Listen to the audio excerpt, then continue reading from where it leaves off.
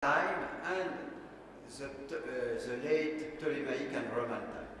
E quindi questo è il motivo per cui ho voluto lavorare sia a Alessandria che nel porto che ha a Archeon, perché consente di ricostruire la storia dei traffici navali egiziani dal tempo faraonico classico fino all'epoca tolemaica, l'evoluzione portuale. You have here the pharaonic port, emporium of the Mediterranean, which has been replaced by Alexandria and Ostia, of course, after. Abbiamo qui il tempio, il porto dell'età faraonica che viene successivamente sostituito da Alessandria. And Ostia. In Italia c'è l'Ostia. And we have a 3D view of what could be. This is a 3D, but it is based. It's mathematically based on our bathymetry and our discovery. And just, of course, what is above is a comparison, and it's a mere reconstruction. Questa è una ricostruzione basata sugli studi batimetrici e quindi sul rilievo batimetrico. Chiaramente lo sviluppo in altezza, l'estrusione è una ricostruzione, è un'ipotesi. That city developed 1.8 km by 1.5 km. Aveva un'estensione di 1,8 km più o meno per 1,5 km. Thus it will take some years to excavate. And we come back to the sponsor. Torniamo alla questione del It's sponsor. very important because we need him, and we were able to do a traveling exhibition, like this one in Paris, in the Grand Palais of Paris. The traveling exhibition, the first traveling exhibition, brought 3 million visitors, and it was in Paris. This exhibition made an average of 7,500 visitors a day, average, on 100 days. 7,500 a day on 100 days. That means 750,000 people.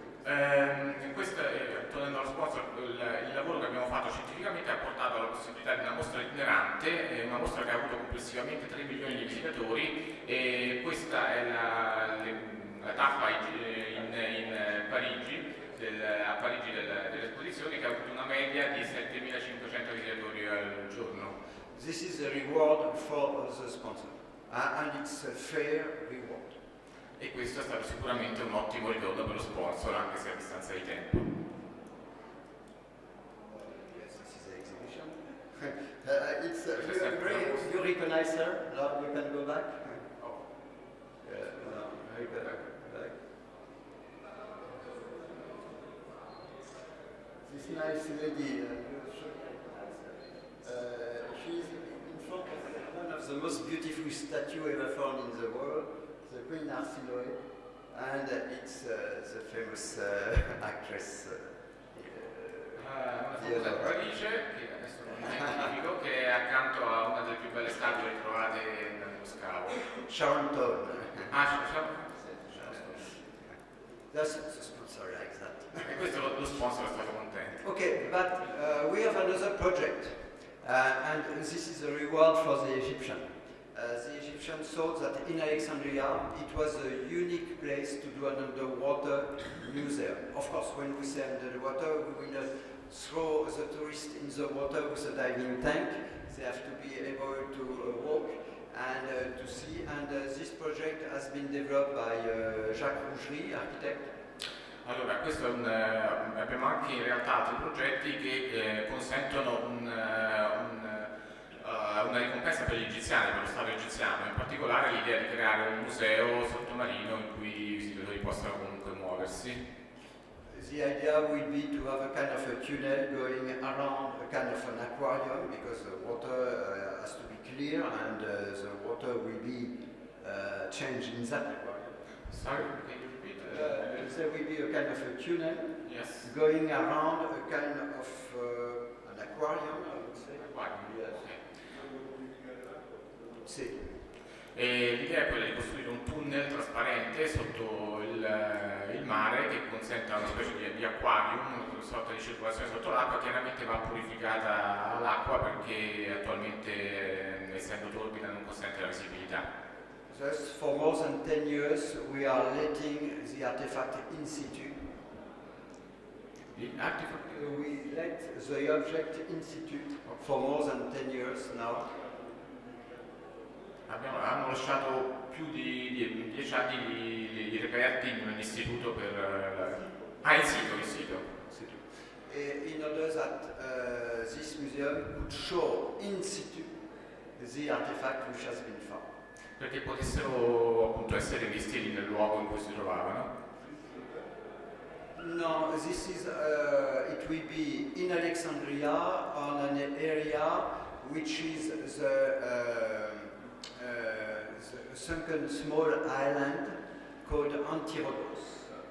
And on that island used to be, during the Ptolemaic time, palaces. And including, according to Strabo, Cleopatra VII had a palace there.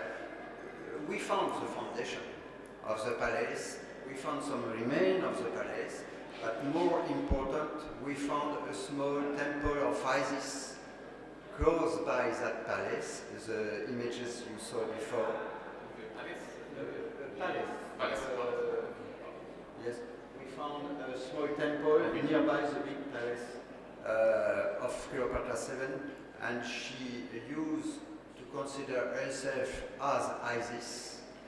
And the priest of Isis was guarded with two sphinxes, which is her father and her grandfather. Hanno trovato tracce, conferma dei testi storici, trovando un grande palazzo e il tempio di Isis, di Iside accanto ad esso, e due grandi sfingi. And this will be the place of the underwater museum, which the Egyptian authority, with the help of UNESCO, hope to one day achieve.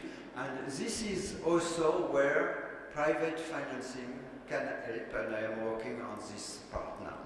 E questo sarà il luogo dove le autorità egiziane, in collaborazione con l'UNESCO, costruiranno questo museo, e questo chiaramente sarà anche un ritorno d'immagine importante. Thank you very much.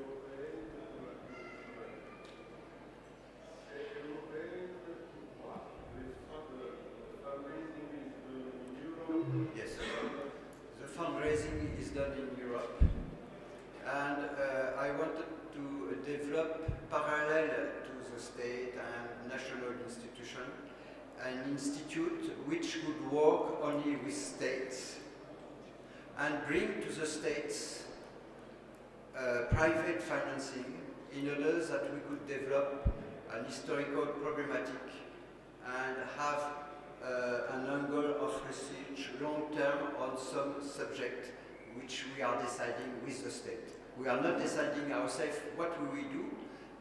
We are, with the discussion with the cultural authorities of the state, deciding what could be best for the state to develop as a historical problematic of research. How much will it cost? No, we don't have yet. According to Jacques Roger, who is the architect, it will not cost more than a museum on land, because we are not very. We are very shallow water, and the main infrastructure, which are the dike, etc., are already built, and this port is totally unused, which is a kind of miracle for archaeology. Allora, la prima domanda è stata perché l'istituto, la fondazione creata si chiama Europea, se il finanziamento è fondamentalmente europeo. La risposta è che il fundraising viene effettuato principalmente a livello europeo con l'obiettivo di portare anche finanziamenti privati agli stati, però secondo strategie di lavoro decise comunque insieme agli stati per determinati obiettivi. Sul costo del museo non c'è una risposta, però tuttavia la struttura del museo in qualche modo è già disegnata da sé, quindi non dovrebbe essere un costo elevatissimo. Grazie mille veramente per questo intervento. I have one question. And what about diving inside the museum when the museum will be closed in the night, for example, for the sponsor or the host of the sponsor? Yeah. Is a problem about the diving? This area, well, we are lucky in Egypt. All the work we are performing are in military area. Thus, I don't know in the world a site better guarded than our site. It's beautiful, you know. You have a fisherman coming, you have a navy boat coming and say, "What are you?" Thus, it's a kind of a dream for an archaeologist. You know that nobody, including on the port, which is not used, nobody can dive. Nobody can swim, nobody can sail and navigate on that port on the side. Aboukir and Alexandria. Yes, both. Yes, the port of Alexandria, it's very strange because during antiquity, it was two ports, the east port and the west port. And it happens that the west port developed in modern time and the east port has been abandoned. La domanda è stata se la navigazione può portare dei problemi e la risposta è stata che quella è tutta zona militare, quindi è la zona più protetta possibile dal punto di vista della tutela. Sì. Well, the people will not have to dive because there will be tunnel underwater and they could walk, and see without diving. Le persone navigheranno, si muoveranno a piedi sotto acqua più che attraverso navigazione. Allora, grazie mille veramente per questo intervento. Fra appunto, il tema economico e quello spettacolare delle grandi imprese archeologiche. Io chiamerei la testimonianza del dottor Messé, se è qui, si può accomodare, che è responsabile per le antichità, conservatore del Dipartimento di Antichità Greche, Etrusche e Romane del Museo del Louvre.